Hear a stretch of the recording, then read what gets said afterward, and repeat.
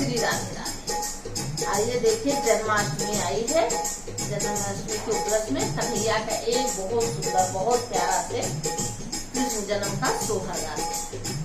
अगर अच्छा लगे कमेंट बॉक्स में एक प्यारा कमेंट जरूर करना, राधे राधे जरूर लिखना। जय भादो के कालिया धियारिया तो रोहड़ी नाचतवा तो भादो की कालिया धियारिया तो कृष्ण जन्म भाए, कृष्ण जन्म भाए हो। बहनी जाना में है कंस की जेहलिया तो देवकी के कोखिया तो देवकी के कोखिया हो। बहनी जाना में है कंस की जेहलिया तो देवकी के कोखिया तो देवकी के कोखिया हो। रामा जाना में है कंस की जेहलिया तो देवकी के कोखिया हो। राती के अष्टमिया तिथिया तो रोहड़ी नक्षत्रवा तो रोहड़ी नक्षत्रवा हो।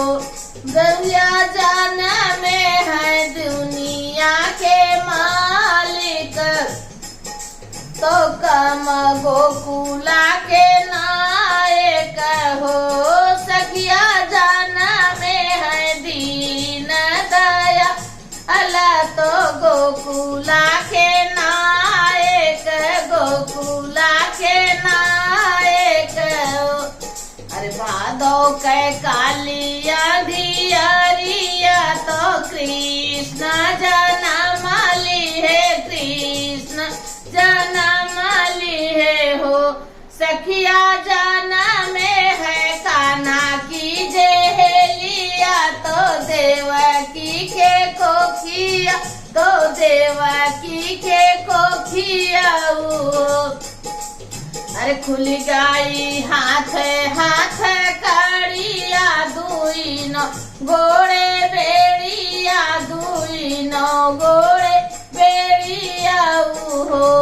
बहनी खुली गई बाजार के वाड़िया पहरुआ सब सोई गए, पहरेदार सोई गए हो।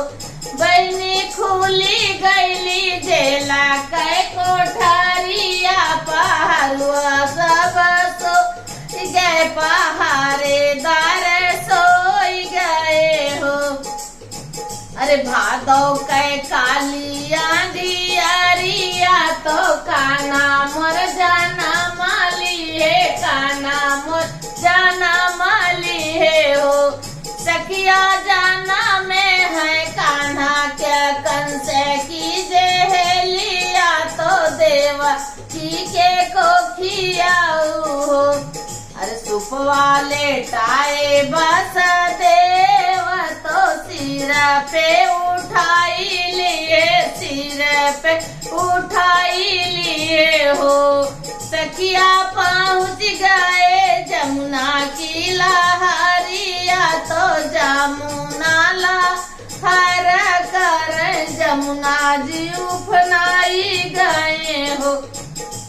बहनी कान्हा छुआए हैं चरनिया तो जमुना माई राह दिहली, जमुना जी राह दिहली हो।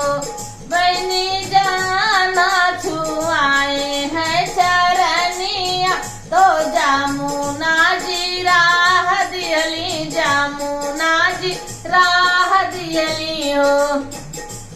अल्लाई के टोकरिया बस देव तो नंद घर पहुँच गईले, नंद घर पहुँच गईले हो। बहनी कान्हा का दिहा ले लेटाई तो कारी ना उठाई ले, जेलिया लावटी आए हो।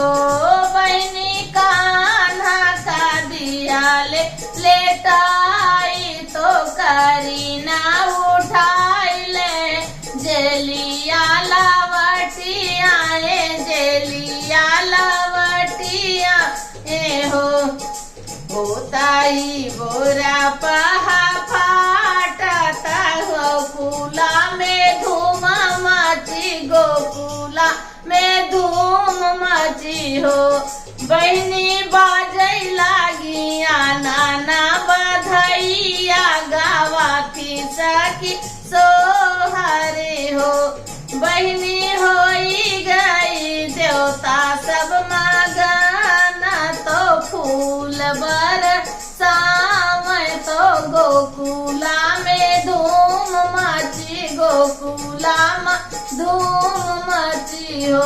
अरे भादव कै कालिया धियारिया तो कान्हा मोर जाना माली है कान्हा मोर जाना माली है हो सखिया बाजे लागिया नाना बधैया गावा की सखी सो